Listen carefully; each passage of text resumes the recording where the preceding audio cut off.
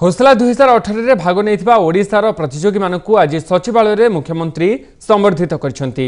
एही प्रतियोगिता रे भाग नहीं प्रथम स्थान अधिकार करथिबा पिलांकु 50,000 टंका, द्वितीय स्थान अधिकार करथिबा पिलांकु 30,000 टंका एवं तृतीय स्थान रे थिबा पिलांकु 20,000 टंका पुरस्कार राशि घोषणा करा जायछि।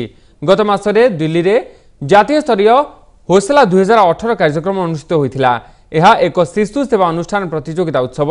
एथिरे ओडिशार 37 जन पिला भाग नहीं 14टी स्वर्ण, 4टी रौप्य और 2टी ब्रोंज पदक हासिल करछंती। 18टी राज्य मानक मध्यरे ओडिशार प्रदर्शन सर्वश्रेष्ठ थिला। I congratulate all of you for having done so well in these competitions. I understand yours was the best team in the country. Is truly praiseworthy. होसला 2018 जो द्वितीय संस्करण रे आमर जो पिला माने भाग नहीं थिले 37 जन ऊर्ध्व पिला एवं 11टी इवेंट होता से भी जूनियर सीनियर मध्य थिले अंडर 14, अंडर 16 एंड अंडर 18।